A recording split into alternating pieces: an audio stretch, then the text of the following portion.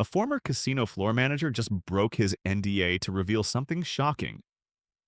After 25 years watching players from behind the scenes, he's finally speaking out about the patterns casino employees notice every single day, but players almost never recognize. These aren't theories or guesses. These are documented observations that casinos track obsessively, analyze constantly, and use to maximize profits from specific player types. According to multiple former employees who've come forward, casinos have entire departments dedicated to studying these behavioral patterns, and they've gotten incredibly sophisticated at identifying which players will lose the most money. What you're about to hear could change how you see slot machines forever. These are the 9 patterns that separate players who walk away from players who lose everything, and casinos desperately don't want you knowing this information, because once you recognize these patterns, their effectiveness drops dramatically. Pattern number 1, something former employees call the just one more spin trap.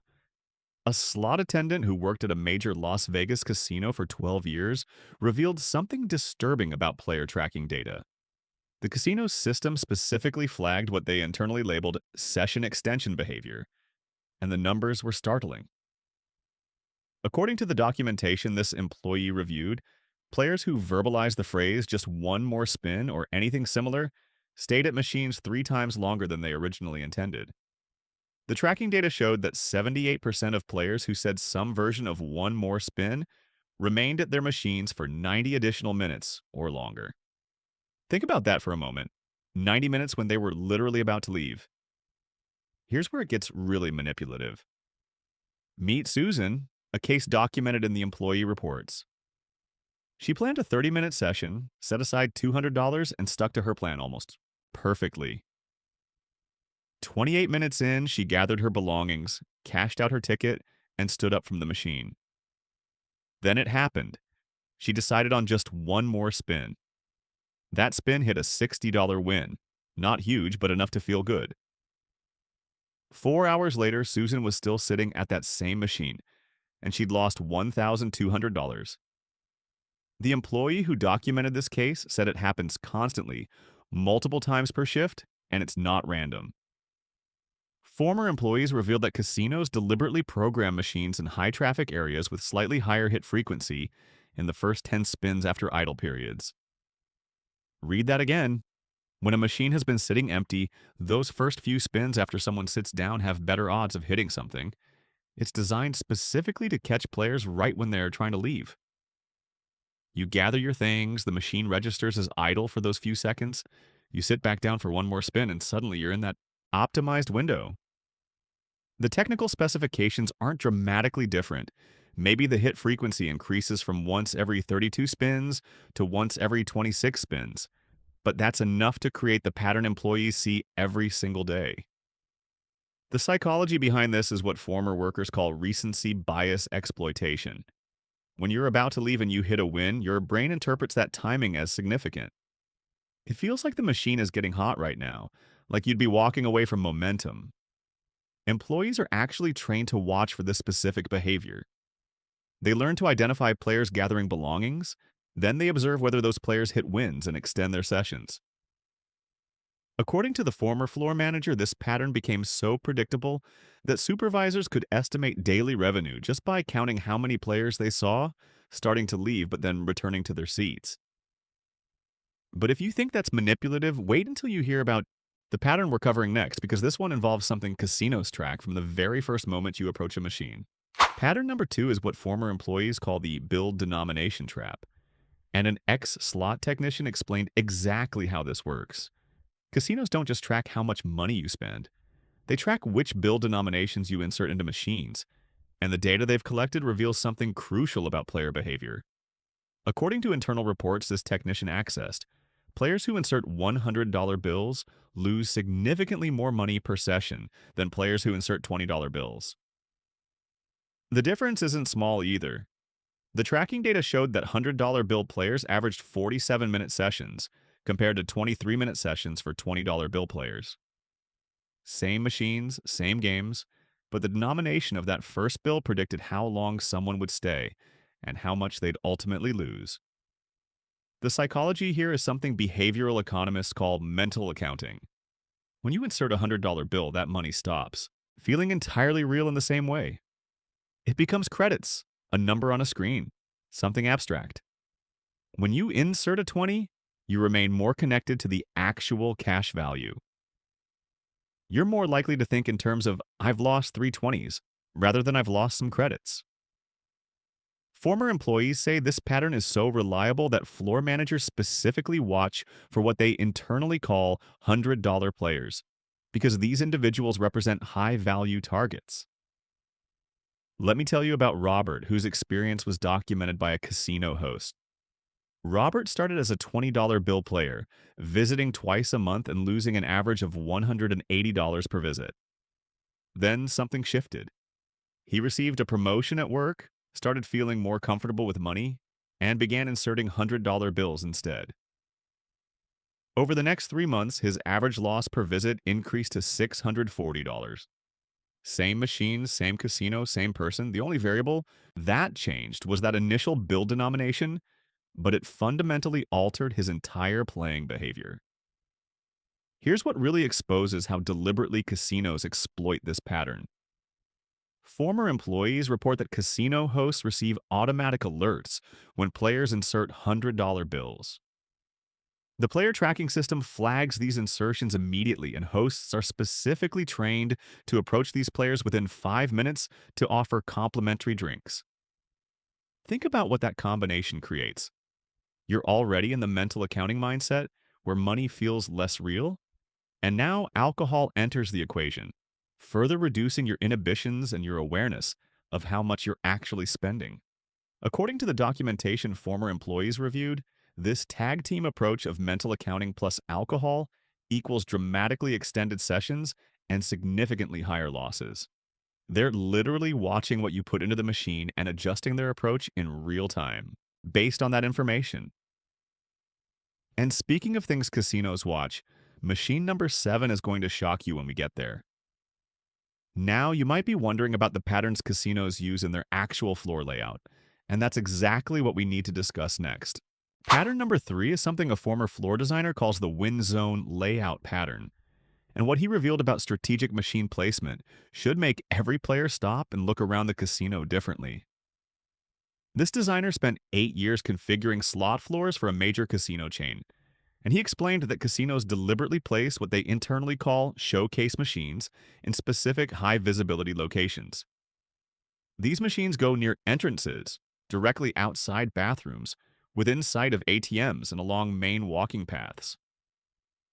According to the documentation he reviewed before leaving the industry, these showcase machines don't have different return-to-player percentages than machines deeper in the casino. They're set to the same 88 to 90% RTP that most machines maintain. But here's the critical detail that players miss. These machines have completely different volatility settings. The technical breakdown works like this. Showcase machines are programmed to pay out 15 to 20% more frequently than machines positioned in the interior sections of the casino floor, but they pay out in smaller amounts. The overall RTP remains identical, but the hit frequency changes dramatically. So a showcase machine near the entrance might hit a winning combination once every 18 spins, while a machine in the back corner hits once every 31 spins. Both machines will take the same percentage of your money over time, but the psychological experience feels completely different. According to this former designer, the strategy serves one specific purpose: make new players and passing players see others winning, which creates the impression that the entire casino is hot and paying out. Let me tell you about Jennifer, whose experience perfectly demonstrates why this pattern matters. She's a case study that multiple former employees mentioned because her behavior was so textbook. Jennifer noticed over several visits that she consistently won when playing machines near the casino entrance. Nothing huge, mostly $40 to $80 wins, but enough to keep her engaged and feeling positive. She developed a preference for these entrance machines because her experience told her they were luckier. Then, one Friday evening, all the entrance machines were occupied when she arrived. She decided to venture deeper into the casino floor, found a machine that looked identical to her usual game, and sat down with $300. 23 spins later, she hadn't hit a single winning combination. Not one. She moved to another machine in that same interior section, and the pattern continued. Long stretches of losing spins punctuated by occasional small wins that barely made a dent in her losses. Former employees refer to these interior machines as billboard machines in reverse. Where showcase machines advertise the casino's generosity, deep floor machines are where the real profit gets generated. According to the floor designer, casinos track something called exploratory player movement, and their data showed that 67% of players who win on showcase machines near entrances will venture deeper into the casino, convinced they're experiencing a lucky day. The casino literally uses your own wins as bait to lure you into worse conditions.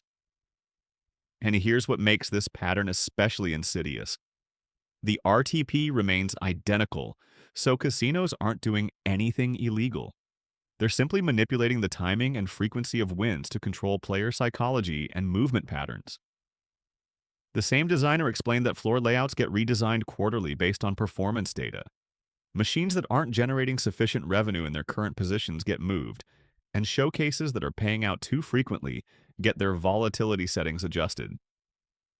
Every single placement decision on a modern casino floor is deliberate, tested, and optimized for maximum profit. Extraction. Based on reports from multiple former employees across different casinos, this isn't speculation or theory. This is documented standard practice that every major casino implements. They're using your own wins to manipulate where you play and how long you stay, and most players never realize the floor itself is part of the trap. And speaking of ways casinos use your wins against you, the next pattern might be even more psychologically manipulative. Pattern number 4 is what former slot attendants call the celebration amplification pattern, and this one demonstrates how casinos turn other people's wins into your losses.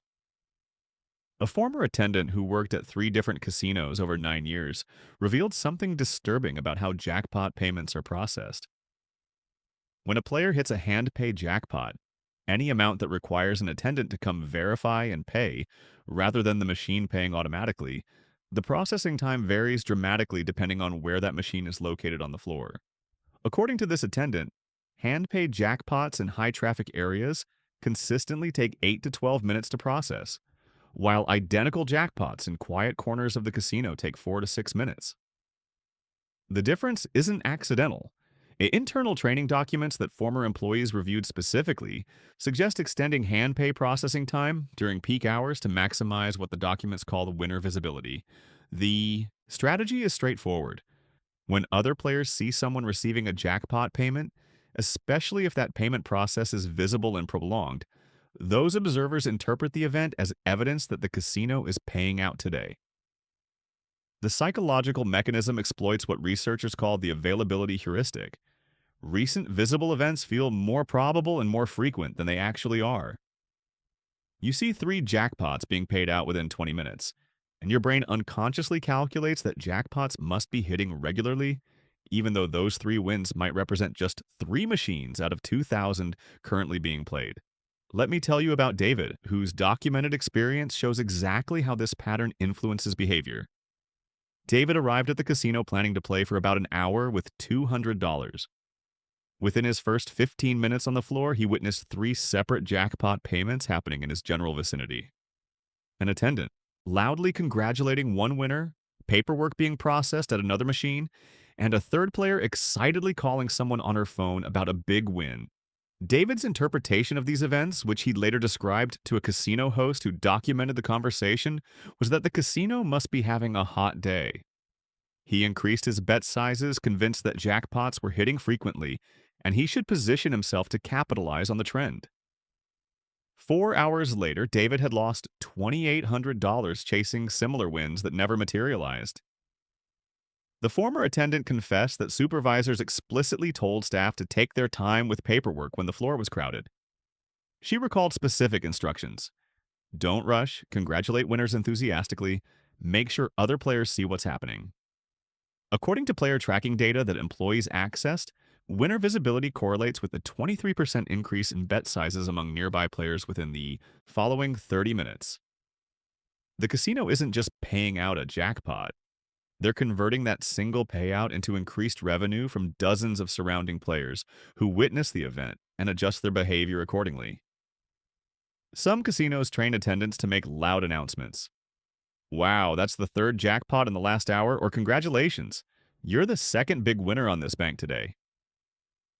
These statements might be technically accurate, but deliberately create false impressions about jackpot frequency.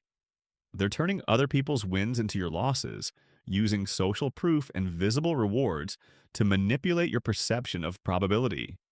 Before we continue to pattern number 6, which involves machine programming that will genuinely shock you, I'd really appreciate if you'd subscribe to this channel. Former employees are risking significant legal and professional consequences to share this information, and your support helps us continue bringing insider content that casinos definitely don't want you seeing. Now, if you think floor tactics are manipulative, the next pattern deals with how machines themselves are programmed to exploit player psychology in ways most people never notice. Pattern number 5 is what a former slot programmer calls the almost bonus programming pattern. And what he revealed about how bonus triggers are coded should fundamentally change how you interpret those near-miss moments that happen constantly during play.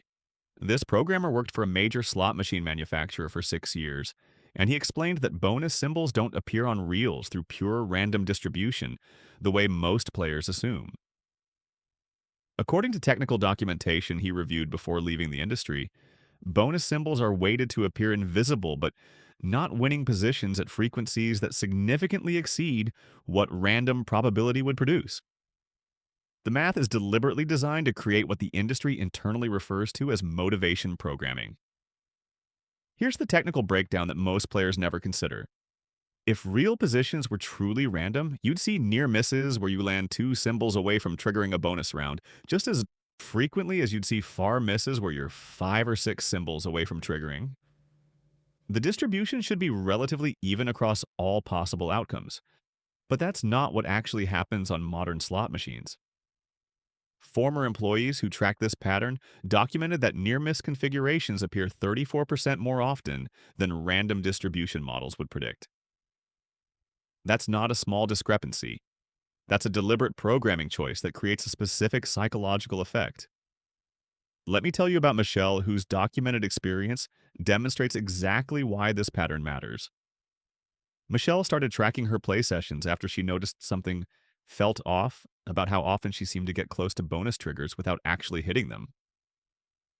Over 500 spins on Lightning Link, a popular game that requires 6 or more symbols to trigger its bonus feature, she recorded every outcome. Her documentation showed 47 instances where she landed exactly 2 symbols away from triggering the bonus, but only 12 instances where she ended up 5 symbols away. According to pure probability, those numbers should be much closer together. The machine was showing her near misses at almost 4 times the rate of far misses, and that pattern held consistent across multiple sessions. The former programmer explained that development teams specifically design reel strips, the virtual reels that determine symbol positions, to weight bonus symbols in ways that maximize these almost moments. He recalled internal emails, according to his testimony, where design teams discussed engagement optimization, which was their euphemism for programming machines to show players near misses at elevated frequencies. The psychological mechanism this exploits is well documented in gambling research. Near-miss experiences trigger the same neural pathways and brain regions that actual wins activate. Your brain releases dopamine, experiences a small rush of excitement, and interprets the near miss as almost winning rather than what it actually represents. Completely losing. You didn't get 5 symbols, you got 2. That's not close to 6. That's far from 6. But the machine programs your brain to feel like you almost succeeded. Here's what makes this pattern especially insidious. It's completely legal because the overall return-to-player percentage isn't affected by how symbols appear visually. The machine still pays out its programmed 88 or 90% over time. The bonus rounds still trigger at their designated frequencies. Nothing about the fundamental math changes. What changes is your emotional experience and your interpretation of how close you are to winning. According to documentation that former employees reviewed, Internal industry communications specifically reference this programming approach as a method to extend player sessions without reducing RTP. You stay longer because you feel like the bonus is about to hit, like you're right on the edge when the actual probability hasn't changed at all.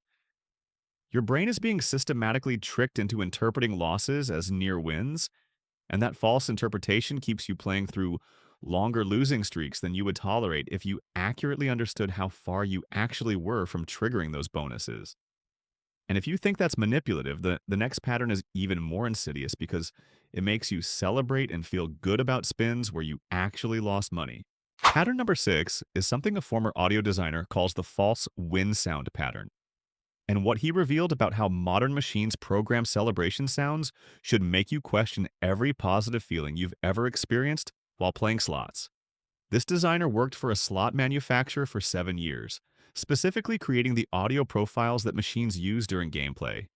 And he explained that machines are deliberately programmed to play winning sounds, celebratory music, and exciting animations on spins where you win less money than you wagered.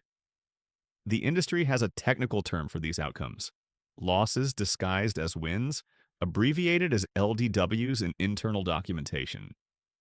Here's a concrete example of how this works in practice. You're playing at $2.50 per spin.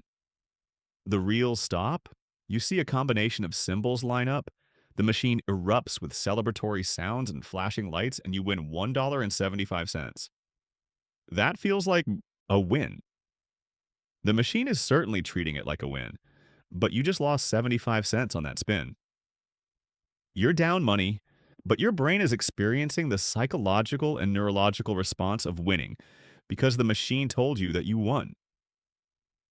According to former employees who analyzed player tracking data, modern machines trigger these win celebrations on 40 to 60% of all spins, but only 20 to 30% of those celebrated spins represent actual net wins, where you profited more than your wager amount. Let me tell you about Tom, whose documented session perfectly illustrates why this pattern is so psychologically destructive. Tom decided to record one of his playing sessions to analyze his results. Over 200 spins, the machine played celebration sounds and winning animations 73 times. 73 moments where Tom felt positive, where his brain released dopamine, where he experienced the sensation of winning. But when he reviewed the recording and actually calculated the math, only 21 of those 73 celebrations represented spins where he won more money than he bet. The other 52 celebrations were losses. He lost $340 during that session, but he felt like he was winning constantly because the machine told him he was winning constantly.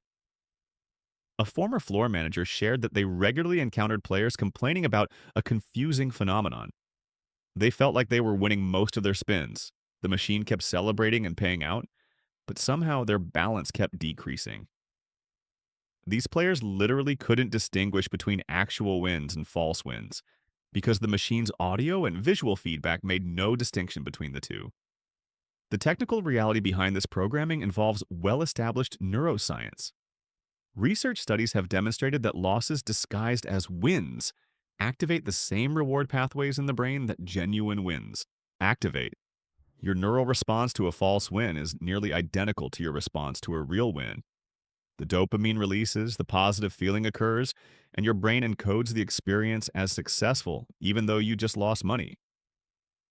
Former employees report that training materials specifically instruct staff to use careful language when players complain about this phenomenon. They're taught to describe outcomes as prizes rather than wins, which is technically accurate but deliberately obscures the fact that most prizes result in net losses. Slot manufacturers defend this programming practice as entertainment enhancement, arguing that players enjoy the frequent positive feedback even on losing spins. But here's the dark reality that former employees emphasize. You're literally being trained to feel good about losing money.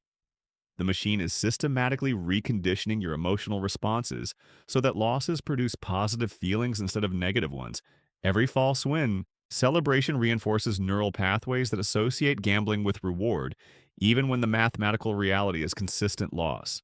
According to former audio designers, development teams spend enormous resources perfecting these false win celebrations, testing different sound frequencies, musical progressions, and animation styles to maximize the dopamine response players experience.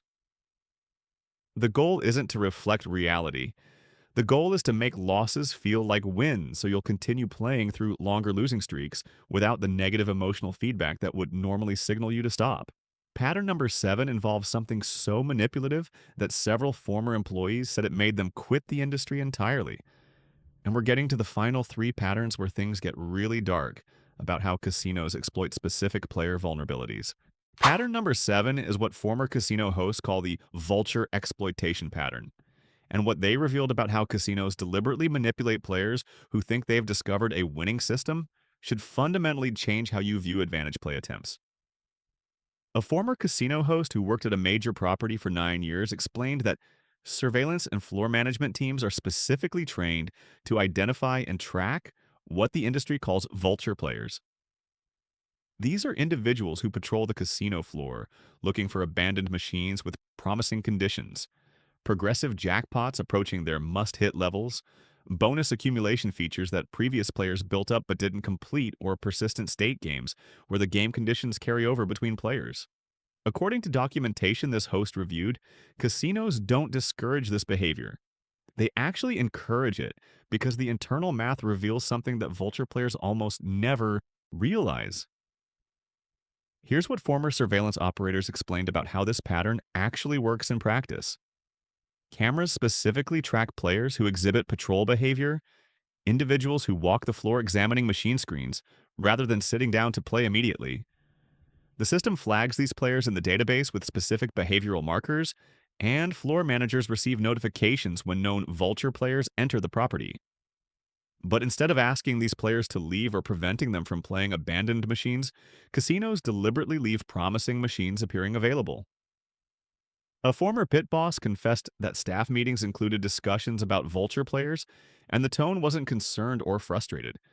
According to this employee, management actually laughed about these players because the mathematical reality completely contradicts what vultures believe about their strategy. Let me tell you about Kevin, whose experience was documented across 3 months of player tracking data that a former employee accessed.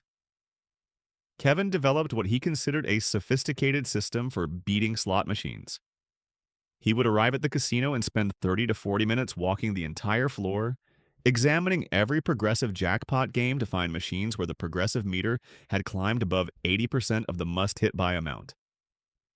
He believed, like many advantage players believe, that playing these machines gave him a mathematical edge because the jackpot had to hit soon.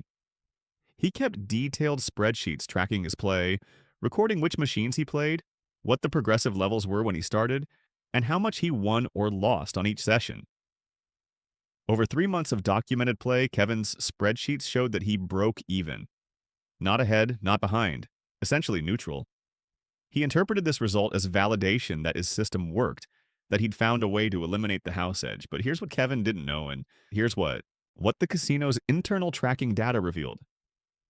Even when playing these supposedly advantaged progressive machines, Kevin faced a house edge of approximately 12% on his base game wagers. The must-hit progressive feature did give him a small mathematical advantage on that specific element of the game, typically around 2 to 4% player advantage on the progressive component. But that advantage only applied to the portion of his wagers contributing to the progressive, and it couldn't overcome the much larger house edge on the base game that he had to play through to have any chance of hitting the progressive. The former pit boss explained that the casino's actual internal analysis of vulture players showed something that would devastate anyone using these strategies. Vulture players have 15% higher lifetime losses than regular recreational players. The mechanism behind this counterintuitive outcome involves behavior modification that vultures don't recognize in themselves. Because Kevin believed he'd found an advantage, he visited the casino more frequently, spent longer sessions playing when he found promising machines, and increased his bet sizes to maximize his theoretical advantage. The small mathematical edge he gained on progressive features couldn't compensate for the dramatically increased volume of play his system encouraged. A former floor manager described watching the same players patrol the casino floor day after day, keeping meticulous records, analyzing their results, completely convinced they'd discovered a winning approach. She said the saddest part wasn't that these players were losing money, because most casino visitors lose money. The saddest part was that these players thought they were being smart and analytical, thought they were beating the system when the casino had already calculated exactly how much profit these supposed advantage players would generate over time. According to former employees, training materials specifically address how to handle vulture players. Staff are instructed to allow these players to pursue their strategies without interference, to slow service slightly so their sessions extend longer, and to offer comps and rewards that encourage return visits. The industry term for this approach is cooperative exploitation. The casino cooperates with the player's belief that they've found an advantage because that belief drives behavior that's ultimately more profitable than if the player understood the actual mathematical reality. One former marketing manager recalled a meeting where the Vulture player database was discussed, and management openly stated that these players represented some of their most valuable customers precisely because they visited frequently and played with confidence, never realizing that their confidence was completely misplaced. You think you're outsmarting the casino, but they've already done the comprehensive mathematical analysis of your entire system, and they've determined that your supposed advantage actually makes you a more profitable customer than someone who plays randomly without any strategy at all. Now, this next pattern is the one that made several employees walk away from the industry entirely. One former manager told us she still has difficulty sleeping because of what she witnessed and participated in during her tenure. Pattern number 8 is what former casino marketing directors called the seniors program pattern. And what they revealed about how casinos specifically target elderly players is going to make you genuinely angry about industry practices that are completely legal but ethically devastating. A former marketing director who worked at a regional casino for 11 years explained that senior outreach programs represent one of the most profitable and deliberately exploitative strategies in modern casino marketing. These programs offer free transportation via bus service, complimentary meals at buffets, social events like bingo tournaments, and a welcoming community atmosphere specifically designed to appeal to senior citizens who may be experiencing social isolation.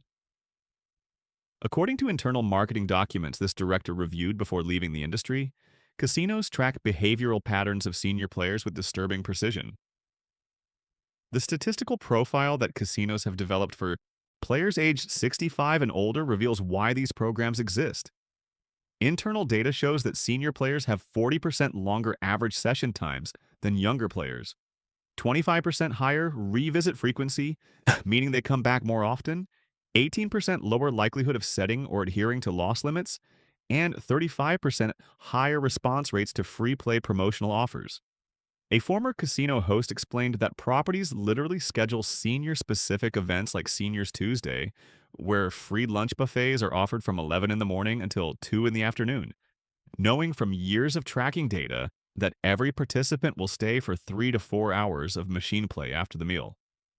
The free meal costs the casino perhaps $8 to $12 per person, but the average amount those seniors lose during their post-lunch playing sessions exceeds $160 per visit according to player tracking analysis. This is where we need to tell you about Margaret, and her story is going to demonstrate exactly how these programs transform from seemingly innocent social activities into systematic financial exploitation. Margaret was 71 years old, a widow whose husband had died 18 months earlier. The casino became her primary social outlet, a place where staff knew her name, where she had regular friends she'd meet on the bus, where she felt welcomed and valued. She started using the free bus service occasionally, maybe twice a month, treating it as entertainment with a strict budget of $100 that she'd allocated for monthly recreation. But casinos don't track seniors to maintain their modest recreational budgets. They track them to identify opportunities for expansion. What started as occasional entertainment became something much darker, and what former employees told us about how casinos specifically engineer the progression from casual senior player to problem senior player is going to make you question whether these programs should even be legal. Margaret's story continued over the following 18 months, And according to the former casino host who monitored her account, the progression followed a pattern the casino had seen hundreds of times before. Margaret increased her bus service usage from twice monthly to 3 or 4 times weekly. Her entertainment budget, initially $100 per month, escalated to between $800 and $1,200 monthly. The player tracking system documented every session, every win, every loss, and most importantly, every behavioral indicator that Margaret was transitioning from recreational player to what internal documents classified as high-value senior engagement.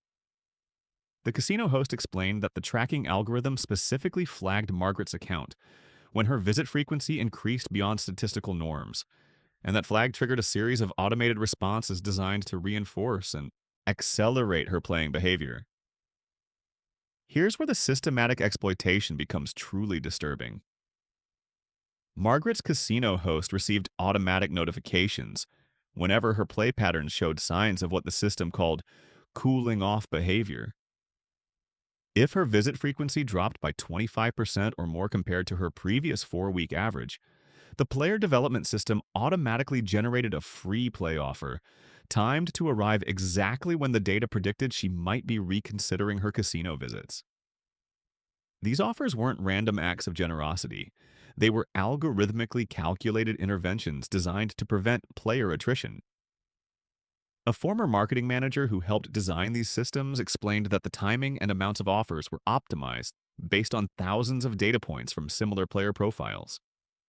The system knew with disturbing accuracy exactly how much free play would be required to bring Margaret back, and exactly when that offer needed to arrive to be most effective.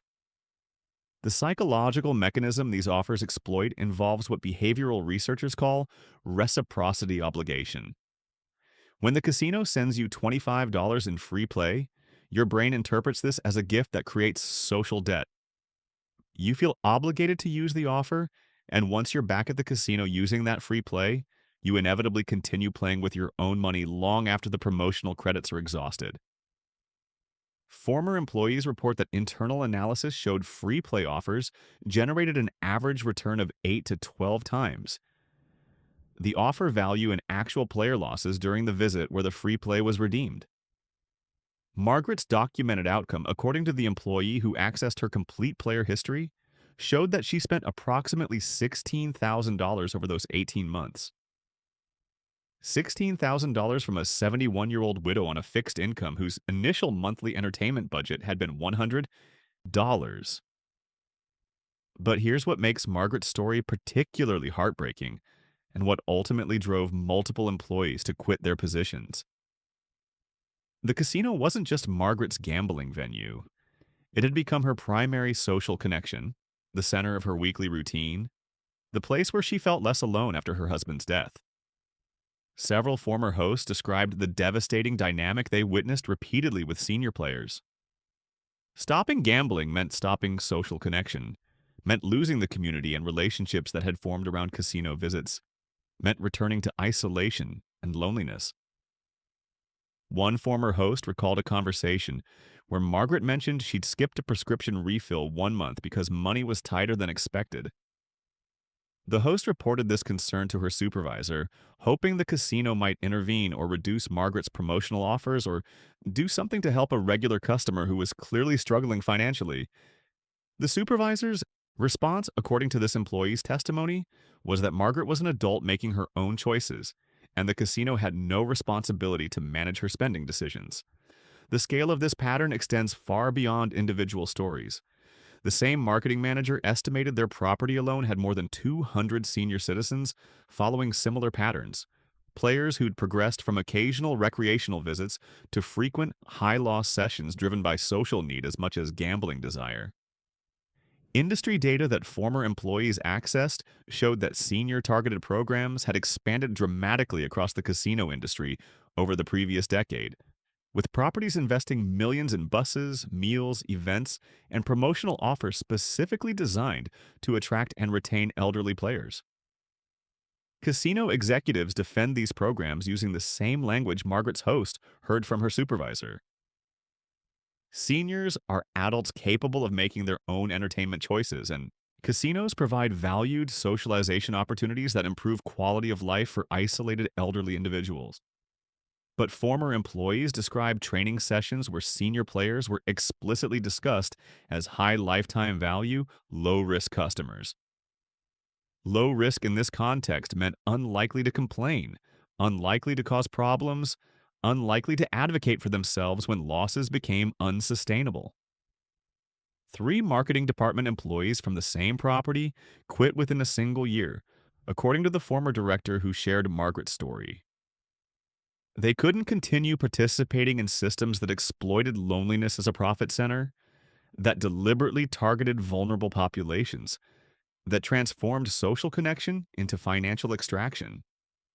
The former director said she still thinks about Margaret and players like her, still wonders what happened after she left the industry, still feels complicit in a system that was entirely legal but fundamentally predatory. Now, the final pattern we're covering is different from the others because it's not about a single tactic or a specific vulnerability. Pattern number 9 is what a former casino operations director calls the ecosystem pattern, and it reveals how every pattern we've discussed works together in a coordinated system that most players never recognize. Let me tell you about James, and you'll see how all 8 previous patterns came together in a single player's experience to transform a casual visitor into a regular customer, generating substantial losses without ever feeling like he'd lost control. James's story continued across 14 months of documented player tracking data that a former operations director accessed before leaving the industry. His journey demonstrates exactly how casinos orchestrate experiences that layer multiple psychological triggers into seamless progressions most players never recognize as deliberate manipulation. During his first 2 months visiting the casino, James consistently won on showcase machines positioned near the main entrance. Nothing dramatic, mostly wins between $40 and $90, but enough to create positive associations and convince him the casino offered genuine winning opportunities. This was pattern number 3 in action, the win zone layout strategy where entrance machines provide higher hit frequency to create favorable first impressions. James didn't know those machines were programmed differently. He just knew he enjoyed playing there and felt optimistic about his chances. Between months 2 and 4, James discovered what he believed was a competitive advantage. He noticed that some progressive jackpot machines showed meters approaching their must-hit levels, and he started timing his visits specifically to play these machines when the progressives climbed above 80% of their trigger points. He developed a systematic approach, keeping notes on his phone about which games hit at which levels, and he felt genuinely proud of his analytical strategy. This was pattern number 7, the vulture exploitation pattern, where the casino allows players to believe they've found an advantage while internal data confirms these supposed advantage players actually generate higher lifetime losses because their false confidence drives increased play frequency and duration. James thought he was beating the system. The casino knew he was becoming a more valuable customer. During months 5 through 8, James started exhibiting the behavior described in pattern number 1, the just one more spin trap. Player tracking data showed he consistently extended sessions beyond his intended stopping points, particularly after hitting small wins during exit attempts. The former operations director explained that James's account was flagged in the system as demonstrating high session extension probability, which triggered floor managers to ensure drink service remained prompt whenever James played. The combination of readily available alcohol and the small wins that kept occurring right when he planned to leave created a pattern where James regularly stayed 2 to 3 hours longer than he originally intended.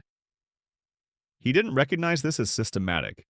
He thought he was just enjoying himself and following the momentum of the games. Between months 9 and 12, pattern number 6 became increasingly relevant to James's experience.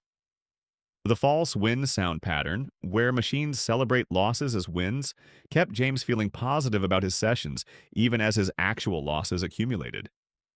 According to the tracking data, James played primarily games with high loss disguised as win frequencies, and his documented sessions showed he experienced celebratory sounds and animations on more than half his spins, despite only 20 to 30% of those celebrations representing actual net wins. James left most sessions feeling like he'd won frequently and just got unlucky on a few big losing spins. when the mathematical reality was consistent negative expectation across nearly every spin he played. The machine's audio feedback had completely distorted his perception of his actual performance. During the final 2 months of documented tracking, pattern number 5 dominated James's playing experience.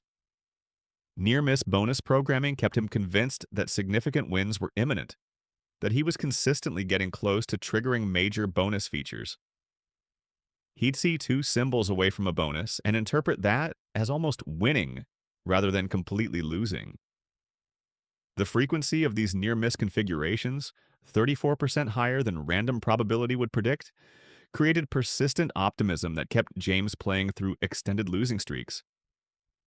Every almost moment reinforced his belief that the next spin might be the one, that he was right on the edge of a significant win.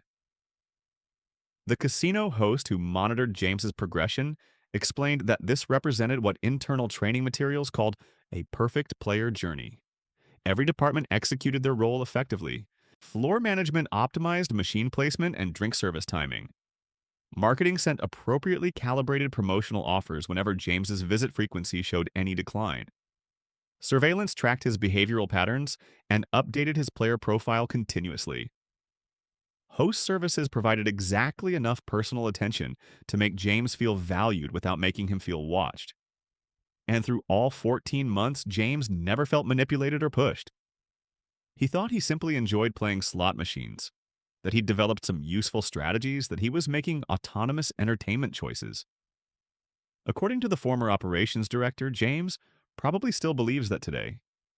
He doesn't realize his entire experience was engineered across multiple systems and departments, all working from the same algorithmic playbook designed to maximize his lifetime value to the property.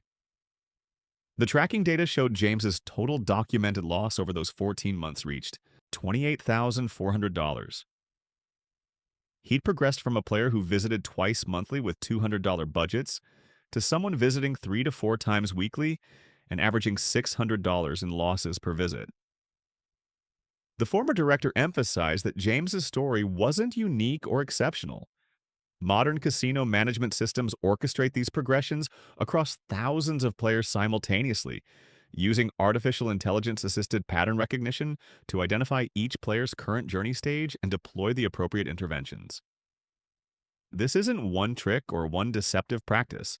It's a comprehensive behavioral modification system that operates continuously, adjusts dynamically based on real-time data, and optimizes relentlessly for a single outcome, converting casual visitors into regular high-value customers who generate maximum lifetime revenue. So those are the 8 patterns former casino employees say most players miss. The just one more spin trap, the bill denomination trap, the win zone floor layout, the celebration amplification pattern, the almost bonus programming, the false win sound design, the vulture exploitation strategy, and the seniors program targeting, all coordinated through the ecosystem integration pattern that turns individual tactics into systematic behavior modification. These patterns aren't accidents, coincidences, or unfortunate byproducts of entertainment design. They're deliberately programmed, extensively tested, continuously analyzed, and systematically refined based on decades of data about how human psychology responds to specific stimuli under specific conditions. Now that you know what to look for, you can make informed decisions about whether and how you engage with these environments. I'm not telling you not to gamble. I'm telling you to understand what's actually happening, to recognize that every element of your casino experience has been optimized to influence your behavior in ways that benefit the house. The people who shared this information did so because they believe players deserve to know the truth about the systems operating behind the scenes. If you found this information valuable, please subscribe and share this video. The more people who understand these patterns, the more power shifts back to players who can recognize manipulation when they encounter it. Let me know in the comments whether you've noticed any of these patterns in your own casino experiences, and check out our other videos where casino employees reveal even more insider information the industry doesn't want you knowing. Knowledge is power, especially when it comes to understanding what you're really up against.